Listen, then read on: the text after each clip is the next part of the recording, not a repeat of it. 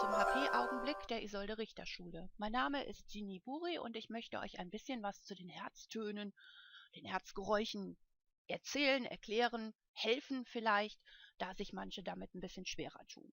Also grundsätzlich können wir sagen, was ist das überhaupt, was wir da bei der Auskultation, beim Abhören ermitteln. Das sind die Schallwellen, also hörbare Schwingungen, die unser Herz auf die Brustkorbwand überträgt. So, das wäre das, was wir uns mal anschauen. Dafür brauchen wir natürlich unser Herz und müssen auch grob schon wissen, wie das funktioniert. Also das heißt, an anderer Stelle haben wir ja den Blutfluss durch das Herz erklärt. Das wäre ganz gut, wenn ihr euch das vielleicht nochmal anschaut oder wiederholt. Also grundsätzlich haben wir zwei Vorhöfe, zwei Kammern und die Vorhöfe und Kammern sind natürlich miteinander verbunden. Das sind unsere Segelklappen und irgendwie muss das Ganze ja aus dem Herzen auch raus können. Das heißt, in die Gefäße, das sind unsere Taschenklappen. So, das ist schon mal der grobe Aufbau. Die Segelklappen unterscheiden wir eben, ob wir im linken oder rechten Herzbereich sind, entweder die Trikuspidalklappe oder die Bikuspidalklappe. Wie gesagt, das sind die Klappen, Segelklappen, die Vorhof und Kammer verbinden, Atrio und Ventrikel. So, die Taschenklappen, das sind jetzt die immer so relevant sind Richtung Herzton.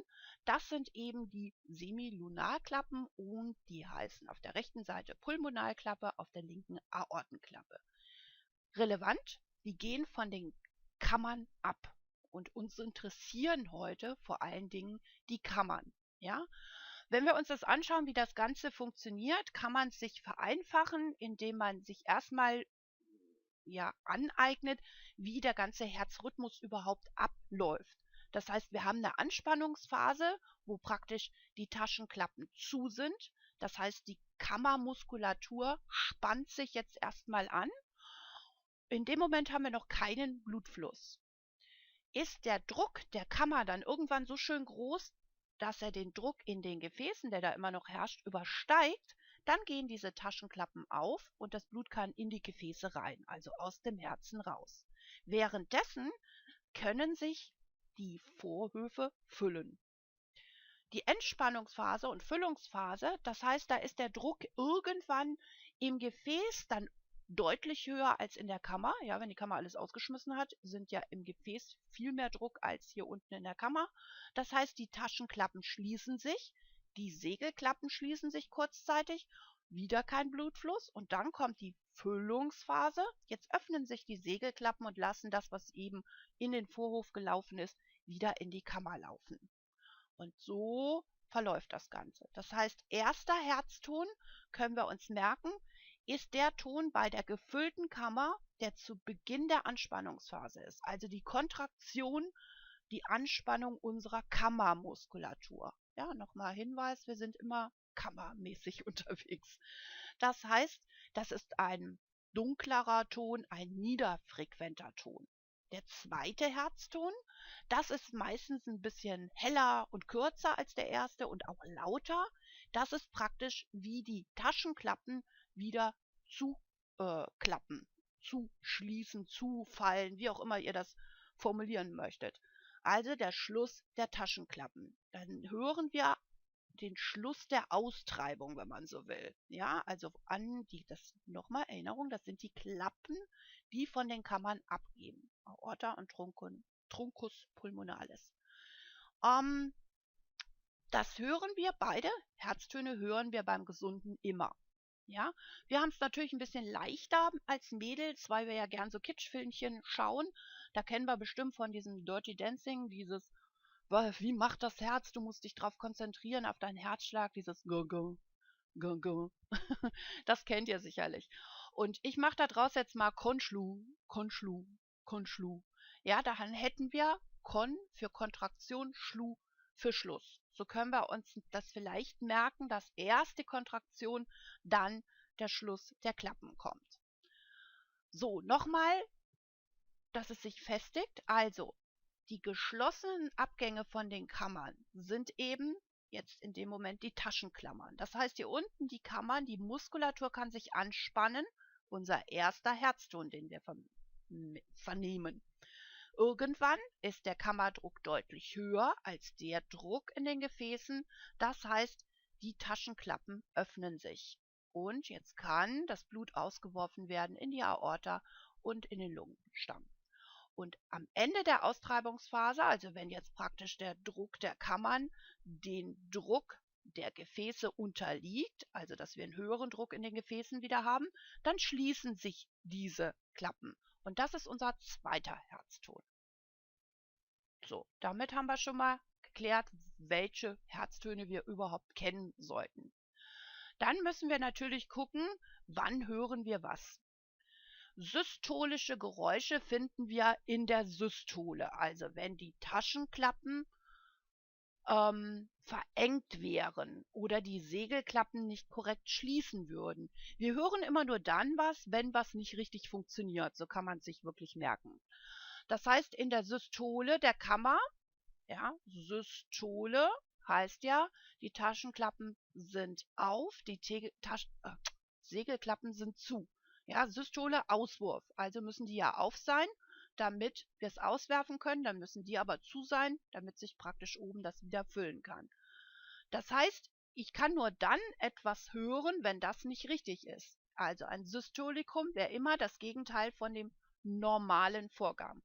Also heißt, die Taschenklappen sind vielleicht stenosiert, also lassen weniger Auswurf durch. Dadurch haben wir da zum Beispiel den leisen ersten Herzton. Die Segelklappen sind insuffizient, Entschuldigung, die lassen also Flüssigkeit noch weiter durchrauschen. Das ist das, was wir dann so als Rauschen oder Zischen oder sonstiges auch wahrnehmen. Und ein Diastolikum, das höre ich eben dann in der Diastole, wenn die Taschenklappen undicht sind oder die Segelklappen verengt sind. Also ihr müsst wirklich im Kopf durchgehen, was ist normal, ja, was erwarte ich. Und da könnte man sich einen einfachen Spruch merken, in der Systole sind die Taschenklappen auf. Und wenn man weiß, dass die Taschenklappen zu den Segelklappen immer umgekehrt sind, weiß man, dass die Taschenklappen auf sind, dann müssen also die anderen zu sein. Ja? Also wenn ihr euch den Satz merkt, müsstet ihr alles andere hinbekommen. Allerdings mit ein bisschen Übung, das gebe ich zu. Gut. Wo müssen wir das abhören? Auch das müsst ihr natürlich auswendig lernen. Also unsere Herztätigkeit macht die Schwingung, schön auf den Brustkorb übertragen und das können wir dann mit dem Stethoskop abhören. Machen wir in verschiedenen Lagen, sitzend, seitlich, liegend, liegend auf dem Rücken und. So, jetzt sehen wir hier rot. Das ist die Lage der Herzklappen und schwarz sind wirklich die Abhörstellen. Ja, und die Pfeile von rot nach schwarz, die markieren praktisch die Richtung, wie das Blut durchströmt, womit dann das Klappengeräusch fortgeleitet wird und für uns dann besser hörbar ist.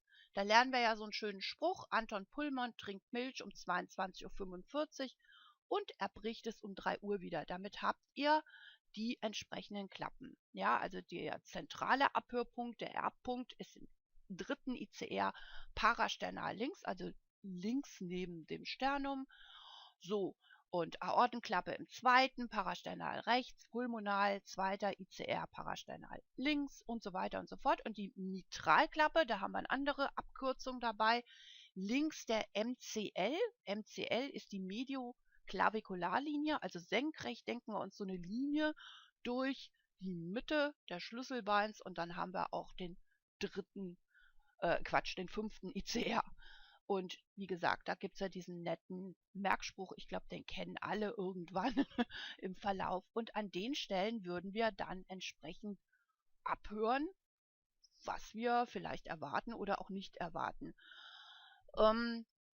Das ist immer so eine Geschichte, wie genau man das abhört. Selbst Ärzte tun sich da schwer. Also wenn uns irgendwo auffällt, dass da was nicht sich normal anhört, dann geben wir an den Arzt ab. Das gehen wir gleich nochmal drauf ein.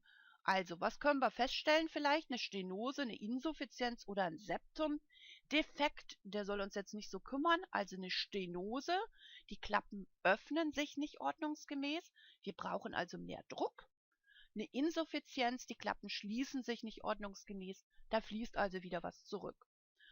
Und wir können uns grundsätzlich merken, dass unser linkes Herz mechanisch mehr beansprucht wird. Da ist ein höherer Druck nötig, ja. Und daher sind Mitralklappe und Aortenklappe auch immer am häufigsten betroffen. Gucken wir uns mal an. Mitralklappenstenose. Hören wir immer so schön, oh, paukender erster Herzton. Dann überlegt, lasst euch nicht aus der Ruhe bringen. Wenn ihr das hört, dann überlegt, wo ist die Mitralklappe? Genau, zwischen linken Vorhof und linker Kammer. So, eine Mitralklappenstenose ist der häufigste erworbene Herzfehler. Jetzt müssen wir ein bisschen überlegen, wann hören wir was? Also, wenn die Kammer weniger voll ist, braucht sie ja mehr Druck. Ja? Durch die Stenose der Mitralklappe zwischen Vorhof und Kammer kann ja die Kammer nicht korrekt volllaufen. Also habe ich weniger drin. Das heißt, die Kammer muss mehr Druck aufbauen, muss sich mehr zusammenziehen und darum ist unser erster Herzton hier lauter. Also bevor die Klappe aufgehen kann, muss mehr Druck aufgebaut werden. Das könnten wir als paukenden ersten Herzton auskultieren. Den hören wir dann, müssen wir überlegen, wo sind wir, wo hören wir die Mitralklappe? Genau, 5. ICR links der Midi-Klavikularlinie. Ja, genau, also Mitralklappe, Segelklappe sind offen, normalerweise.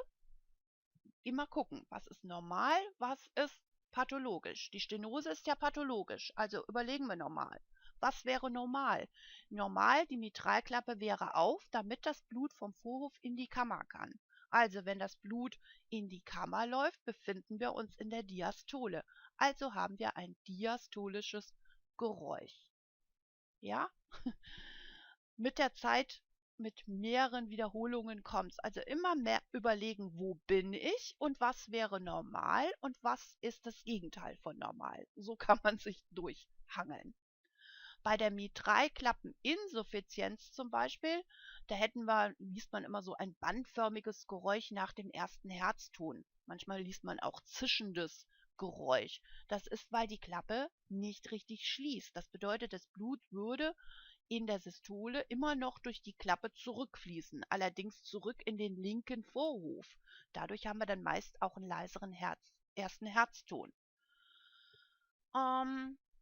Also ein systolisches Geräusch. Ja, okay. So, die andere Geschichte wäre die Aortenklappenstenose. Das ist der zweithäufigste erworbene Klappendefekt, aber die häufigste mit einem systolischen Herzgeräusch. Eine Aortenstenose, wieder überlegen, wo sind wir? Jetzt sind wir zwischen der linken Kammer und der abgehenden Geschichte, also der Aorta. So, und wir haben jetzt ein verringertes Herzzeitvolumen, weil wir weniger auswerfen können in die Aorta. Auswerfen ist immer in der Systole, also haben wir ein Systolikum. Wir hören einen abgeschwächten ersten und meist auch zweiten Herzton, weil durch die Austreibungsphase ja weniger bewegt wird, wenn man so will. Ihr lest des Öfteren noch so was von einem spindelförmigen Geräusch, was lauter und leiser, also abnimmt und zunimmt und wieder abnimmt. Das ist einfach, wenn sich die Muskulatur anspannt, kriegen wir ein lauteres Geräusch und sobald sich das wieder löst, kriegen wir ein leiseres Geräusch. Das würden wir aber wahrscheinlich nicht so richtig erkennen können. Das macht man mit einer Phonokardiographie, aber in den Prüfungsfragen liest man das dann schon mal. So, die Auskultation, wo finden wir unsere Aortenklappe? Genau, 2. ICR parasternal rechts. Also immer, wo ist die Klappe, was erwarte ich normalerweise und was tut sie gerade im Gegenteil. Also wir merken wirklich nur, wenn was schief läuft, dass wir es bemerken. Bei der Aortenklappeninsuffizienz läuft wieder Blut retour in die Kammer, also weniger Auswurf in die Aorta und dann läuft auch noch von der Aorta Blut zurück. Das macht so ein zischendes, rauschendes Geräusch. Da hätten wir also unsere Kontraktion, unseren Schluss, also Konschu und dann noch so ein Rauschen. Konschu, Rauschen, Konschu, Rauschen. Ja, so könnte man sich das vorstellen. Und dann gibt es ja noch so weitere Auffälligkeiten. Ich habe jetzt mal rausgezogen den ersten Herzton, wenn der besonders leise ist. Das werden wir wahrscheinlich öfter hören. Das ist nämlich so eine Auffälligkeit, dass unser Herz nicht richtig funktioniert. Also, dass wir eine Herzinsuffizienz haben. Nochmal Herzton sehr leise, ja, weil weniger durchfließt. Ja, dann ist irgendwas nicht in Ordnung. Könnte eine Aortenklappenstenose sein, dann wäre der Klappenton sehr leise, weil weniger durchfließt. Die Öffnung ist nicht komplett da. Ja. Der zweite Herzton sehr laut. Das hätten wir zum Beispiel, wenn mehr Druck im Gefäß ist, ja, bei einer Hypertonie oder auch bei Aortenaneurysma, wo sich also im Gefäß mehr Blut ansammelt. Wir hören mit dem Stethoskop meistens nur den ersten oder zweiten Herzton. Hören wir einen dritten oder vierten, das kann man bei Kindern, Jugendlichen oder so in der Schwangerschaft schon mal finden, da ist es normal. Ansonsten würden wir an eine Herzinsuffizienz denken und wenn wir irgendwelche Auffälligkeiten feststellen, gehört unser Patient in die Hand des Arztes zu einer weiteren Abklärung. Die können dann mittels so einer Phonokardiogramm nennt sich das, deutlich genauer agieren. Also da wird dann mit Hilfe vom Mikrofon und Schallverstärker, meist noch in Kombination mit einem EKG gecheckt, wie die Schallerscheinungen sind. Ja, und dann kann man das eben sehen. Der erste Ton, der erste Herzton in der Anspannungsphase des Herzens, das sieht man dann im EKG in dieser R-Zacke. Den zweiten beim Schließen der Taschenklappen.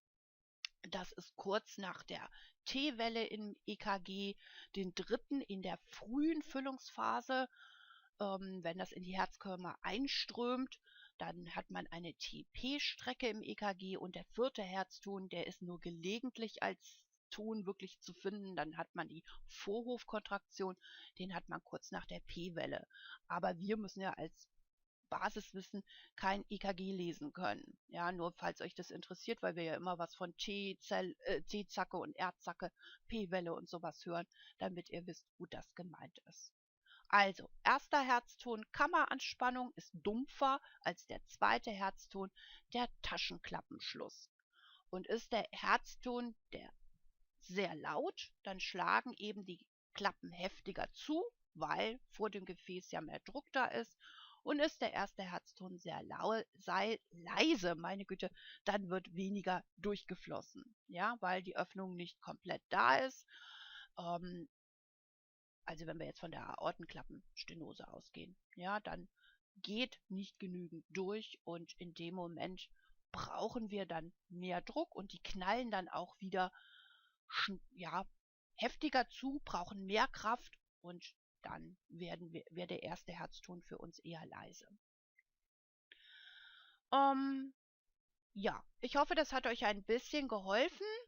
Ich danke fürs Zuschauen, fürs Zuhören und ja, vielleicht gebt ihr Feedback, wie es euch gefallen hat, ob ihr euch noch was anderes wünscht, ob wir es irgendwie, also in den Schulungen wird es ja nochmal deutlich genauer besprochen und auch schön miteinander trainiert, geübt, ja, sodass sich das mit der Zeit ein bisschen festigt. Ist übrigens eine tolle Sache für Lerngruppen. Da könnt ihr euch gegenseitig abfragen und der eine soll erklären, wo, was, wann gerade passiert. Also viel Spaß weiterhin bei der Ausbildung und alles Liebe. Eure Genie.